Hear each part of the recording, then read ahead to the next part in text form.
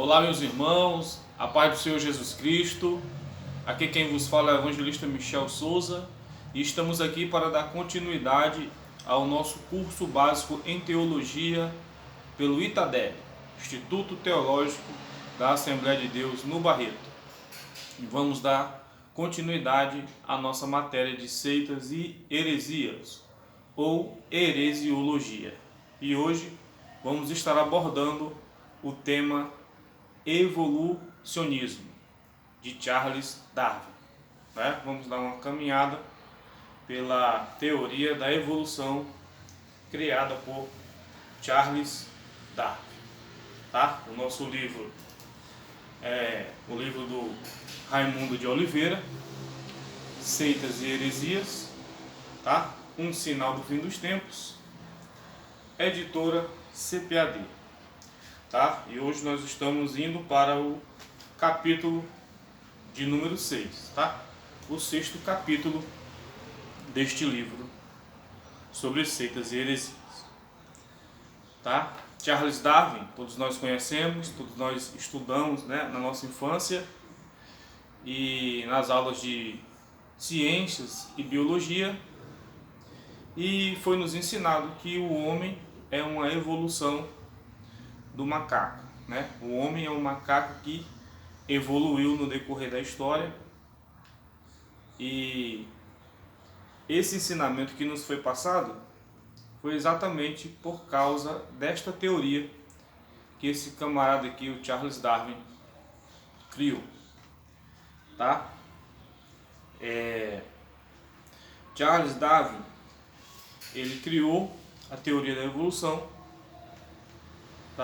e falando que nós somos a evolução dos primatas, dos macacos, e que o mundo e os seres humanos estão em uma constante evolução.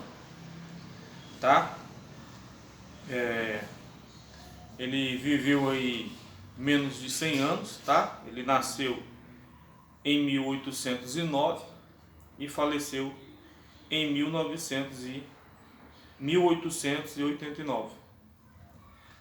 Então ele viveu aí exatos 80 anos, Ele foi um naturalista inglês, E foi ele que divulgou esse ensinamento, Porque isto está inserido em um livro de seitas e heresias?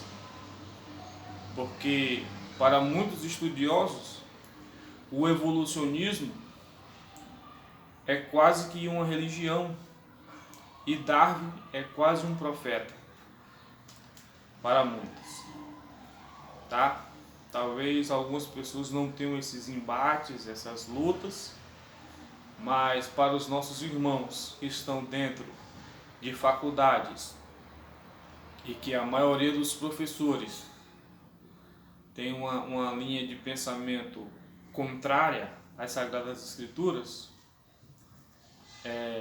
eles passam por diversas dificuldades e grandes batalhas dentro das salas de aula e até mesmo também fora das salas de aula. Darwin, ele é um cientista, um naturalista, cientista, que vivia fazendo viagens com os seus companheiros de estudo para estudar sobre a natureza, E ele estudava também os bancos de corais, Ele viajava muito a barco, ao mar, e ele foi estudando os corais, aí via que eles iam mudando, e isso foi mexendo com a mente dele sobre uma evolução das criaturas, das espécies, E ele fez várias viagens por vários lugares, e ele esteve inclusive aqui na nossa pátria amada, chamada Brasil,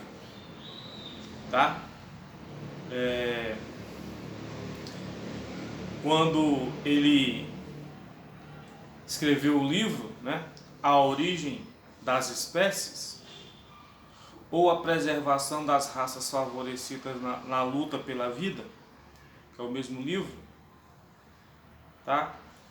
Este livro veio a ser chamado ou reconhecido como a Bíblia dos evolucionistas, tá? Apesar que quando Charles Darwin faleceu, ele já havia abandonado a teoria que ele mesmo criou da evolução. Mas após o seu falecimento, os evolucionistas que foram inspirados por ele, né, levaram adiante esse ensinamento. Tá? Então vamos lá para o que seria essa teoria, né? O conceito da origem do homem. Olha o que diz o estudo de Charles Darwin. A teoria evolucionista tem como ponto de partida a afirmação de que o homem e os animais em geral procedem de um mesmo tronco e que hoje homem e animal são um somatório de mutações sofridas no decorrer de milênios, né? Em suma, o homem de hoje não é o homem do princípio.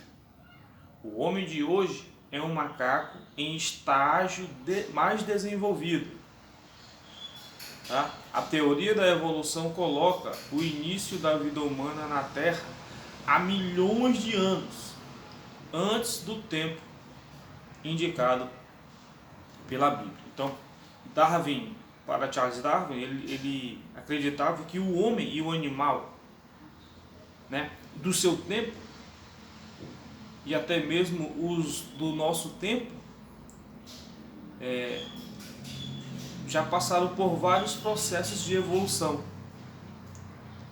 tá? Mas isso é uma teoria, tá? Nunca foi comprovado cientificamente, por isso não virou um fato na história, mas sempre uma teoria, tá?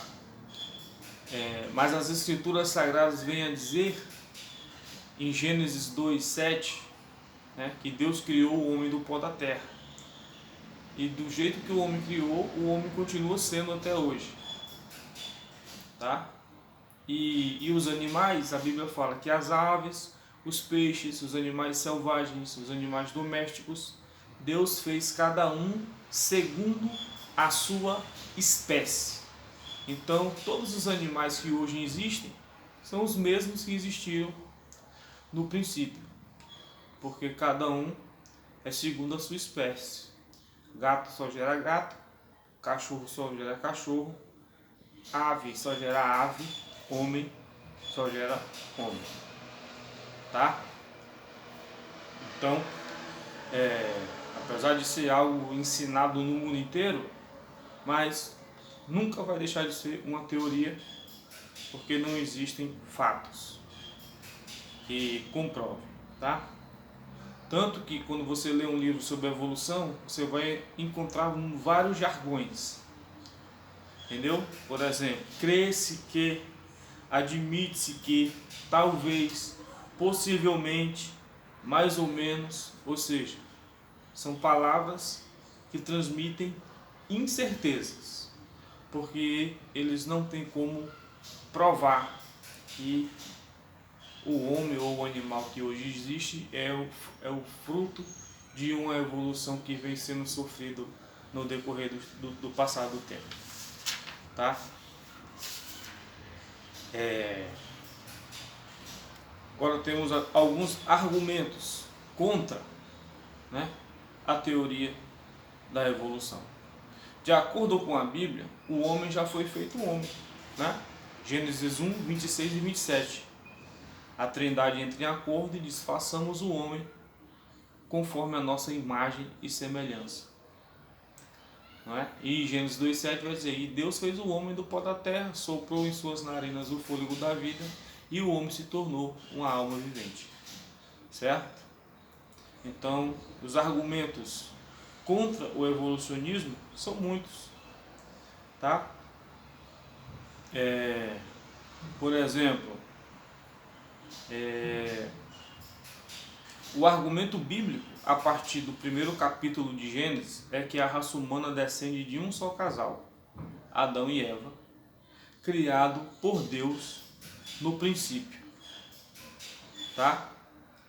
É uma mesma natureza, uma mesma unidade genética e geológica, tá?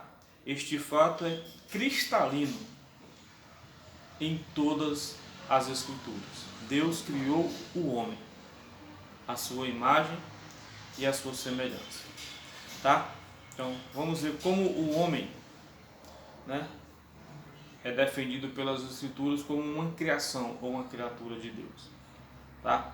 Argumento teológico. Em Romanos 5 e 1 Coríntios 15, né, Paulo fala da unidade orgânica da raça humana, tanto em relação com a primeira transgressão, como em relação à provisão de Deus para a salvação da raça humana. Tá? A queda se deu através da vida de um homem e a salvação veio através da vida de outro homem. A queda veio pelo primeiro Adão, a transgressão, e a salvação veio através do segundo Adão, que é o nosso Senhor Jesus Cristo. Tá? O argumento científico. A maioria dos cientistas, eles acreditam que toda a raça humana descende de um primeiro casal que foi criado, né? Ou que surgiu, segundo eles, porque a maioria deles creem nesse avanço da raça humana. Porém, como muitos deles não creem na Bíblia, eles procuram outro modo de explicar, mas nós entendemos que esse primeiro casal foi Deus que criou, né? Criou Adão e de sua costela tirou Eva, né? O argumento histórico. A história também prova que a evolução é uma furada, né? Porque quando vamos estudar história e voltamos aos impérios, há muitos anos atrás, nós vamos descobrir sobre o povo nômade, sobre as tribos que se espalharam pelo mundo, né? Os idiomas que foram surgindo e tal, e tudo isso, essa divisão, desde a mais remota data, vai mostrar que desde que o mundo é mundo, o homem já existe, ele não veio evoluindo, tá? O argumento filológico, tá? Os estudos feitos em torno das línguas da humanidade indicam que elas tiveram origem comum, né? Quando se estudam os idiomas, vão descobrir que todos vieram de um mesmo local e após a sua repartição, a sua divisão, cada local foi criando o seu idioma, né? Foi criando o seu modo de se comunicar.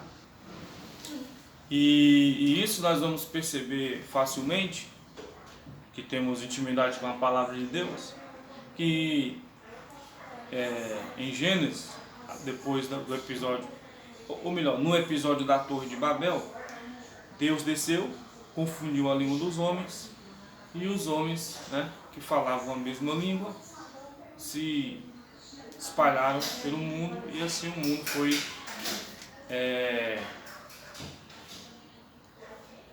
povoado, né? Porque era um plano inicial de Deus, multipliquem-se e povoem toda a terra, certo?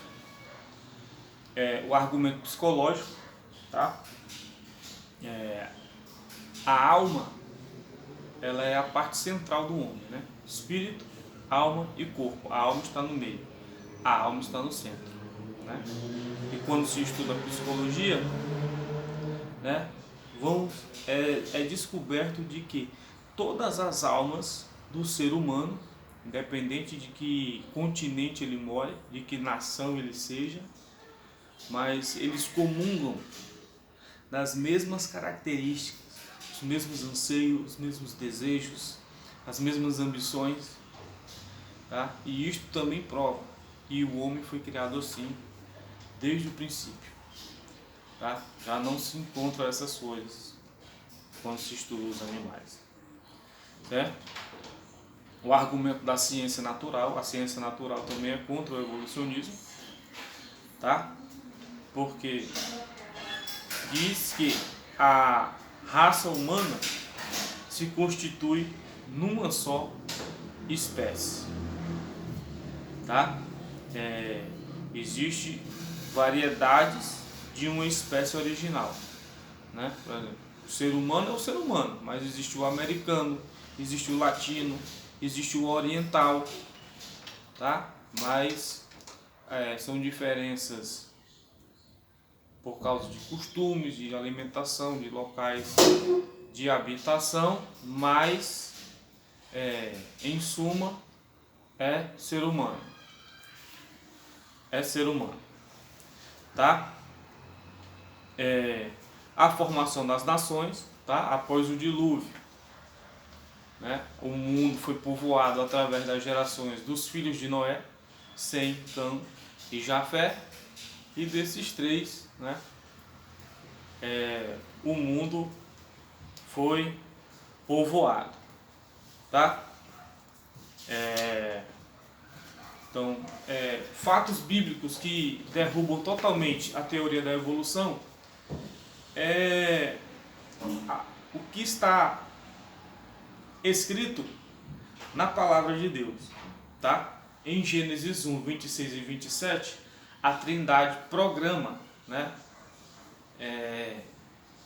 criar o ser humano, né? E lá vai falar que Deus criou o homem e a mulher à sua imagem e semelhança, tá? E em Gênesis 2:7, mais uma vez falando, e Deus criou o homem do pó da terra, soprou nas suas narinas o fôlego da vida, e o homem passou a ser uma alma vivente. Então, o homem é homem desde o dia em que ele foi criado.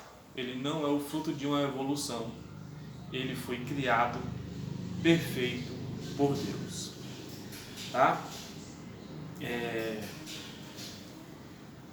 A criação do homem foi precedida por um solene conselho divino. Houve uma reunião, né, das três pessoas da divindade, Pai, a Palavra e o Espírito Santo, para formarem o homem, tá?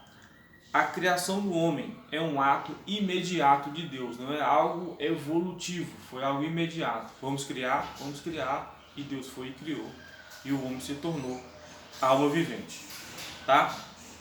O homem foi gerado segundo um tipo divino, né? Deus criou o homem Deus criou o homem, né?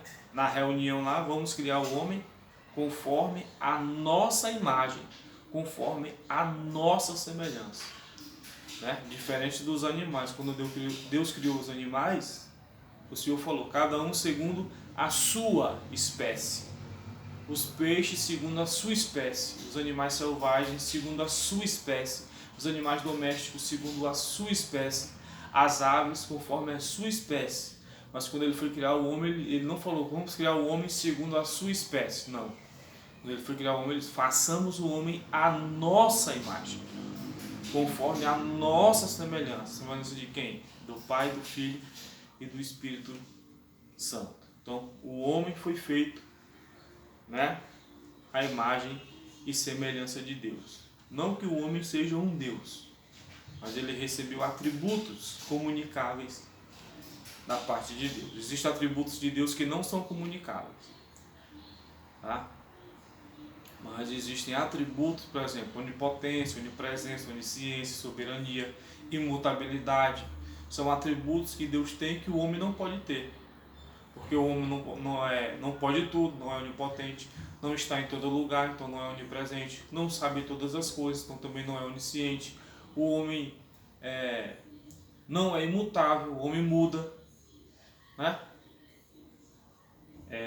E assim por diante. Mas existem atributos que são comunicáveis, tá? Como vontade própria, como decidir o que fazer, o que não fazer, ser criativo e outras coisas, certo? Os elementos da natureza humana se distinguem, né? O animal ele só tem o espírito e o corpo. E quando o animal morre, a vida dele acaba aqui.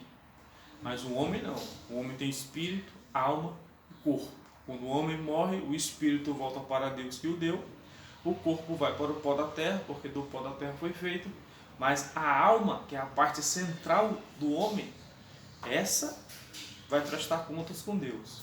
Essa sim vai para um lugar bom ou um lugar ruim, dependendo da decisão que essa pessoa tomou na vida de entregar a sua vida a Cristo ou não, tá? O espírito e a alma do homem são inseparáveis. Só existe uma coisa que pode separar a alma do espírito, né? Como está escrito em Hebreus capítulo 4, versículo 12. Porque a palavra de Deus é viva e eficaz, mais penetrante do que qualquer espada de 2 gumes, porque faz divisão entre a alma e o espírito. Faz divisão ou faz separação entre a alma e o espírito, entre as juntas e as medulas, e é apta para discernir os pensamentos e as intenções do coração. Tá? Então, o espírito do homem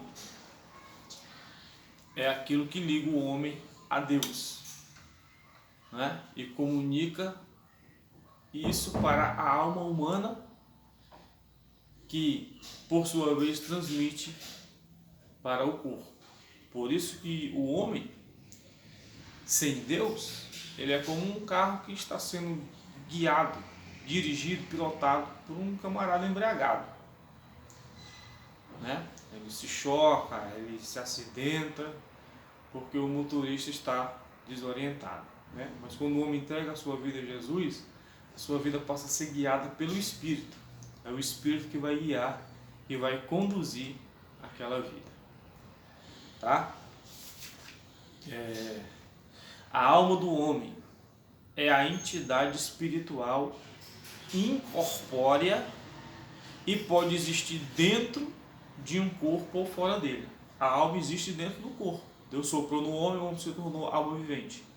Mas após a morte, né, a alma continua viva.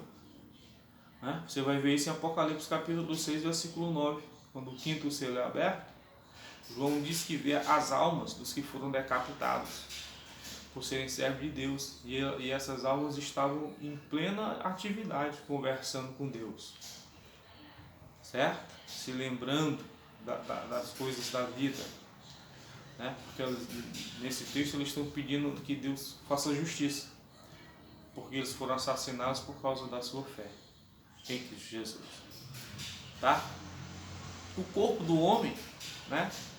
Desses 3 elementos, espiritual, meu corpo, é o que a Bíblia menos fala, tá? Mas o que nós temos certeza é que este corpo com o qual nós servimos a Deus, quando Jesus vier buscar a sua igreja, ele vai ser transformado em um corpo de glória, tá? Vamos falar um pouco sobre o homem como imagem e semelhança de Deus, tá? O homem como imagem de Deus. Por quê? Diferente do macaco ou dos animais, o homem raciocina. O homem é uma criatura moralmente responsável, tá? O poder de movimento próprio, você decide para onde você quer ir, o que você quer fazer, tá? Você tem entendimento, você tem vontade, você tem liberdade, tá? Você tem consciência própria. O homem é o único ser que pode proferir o pronome eu. Tem consciência de si próprio, tá? Como imagem de Deus, o homem é diferente dos animais irracionais, porque ele pensa, Ele pode pensar em coisas abstratas que nem existem, né? Humanamente falando, por exemplo, o céu, coisas que não se pode tocar, apalpar, né? Mas o homem pensa nisso, no céu. Você nunca foi lá, mas pensa no céu, tá?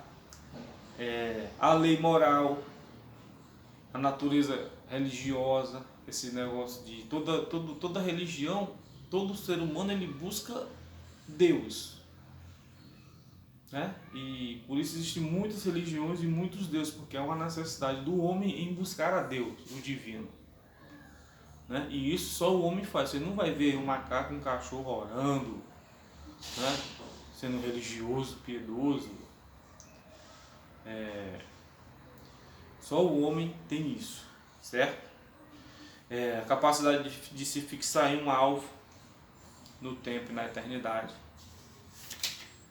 certo? E o homem como semelhança de Deus, para, né, passar a régua e vermos essa teoria da evolução cair por terra de vez, que o homem não é uma evolução de um macaco, que o homem não é um macaco evoluído, como falou Darwin, né?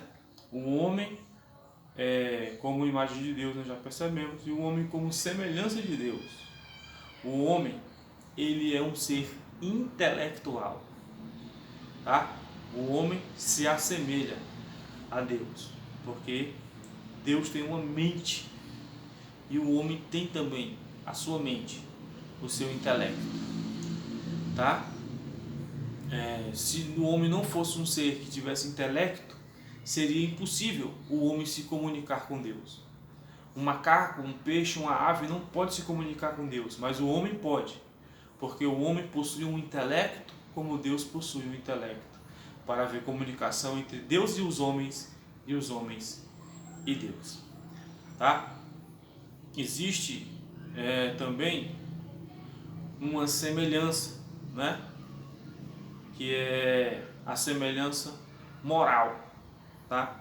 Essa semelhança moral está inerente ao caráter de Deus. É claro que após a queda, após o pecado, essa intelectualidade e essa moral do homem foram atingidas. E aí o homem tanto se distanciou de Deus, como essa distância prejudicou a sua vida moral, o seu caráter, né? Tornando o caráter distante ou diferente do caráter de Deus. Por causa da queda, por causa do pecado, houve um dano muito grande, mas o sacrifício de Cristo veio para restaurar tudo isso, tá? Devido ao pecado, a semelhança moral entre Deus e o homem enfraqueceu mais e mais. Por isso Cristo morreu, com o propósito de restaurar esta semelhança entre o homem e Deus, o que começa a partir da conversão, né? O evolucionismo é uma teoria inspirada no inferno, com o propósito de desacreditar as Escrituras, principalmente no que diz respeito à criação como um ato soberano de Deus. Mas o crente arraigado na Bíblia, enraizado nas Escrituras, ele não será enganado por essas falsas teorias. Porque Deus te criou, meu irmão. Deus te criou, minha irmã, a sua imagem e a sua semelhança. Você não é um macaco evoluído, em evolução. Você, como diz o Salmo 8, você é a obra-prima da criação de Deus. O salmista fala no Salmo 8, aqui para mim encerrar a minha aula. Quando eu olho para o céu, o sol, a lua e as estrelas, eu te pergunto, Deus, o que é o homem para que dele tu te lembres? O que é o filho do homem para que tu o procures?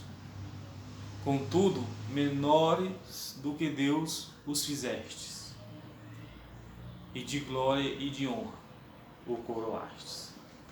Né? O que é que o salmista está falando? Que Deus criou o céu, o sol, a lua, as estrelas, a terra e toda a sua plenitude, mas quando ele criou o homem, ele coroou o homem de honra e de glória, porque o homem é a obra-prima da criação de Deus. Você é a obra-prima da criação de Deus.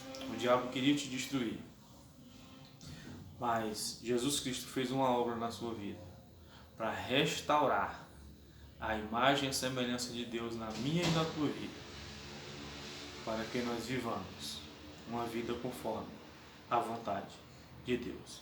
Deus abençoe. Até a próxima aula, em nome de Jesus.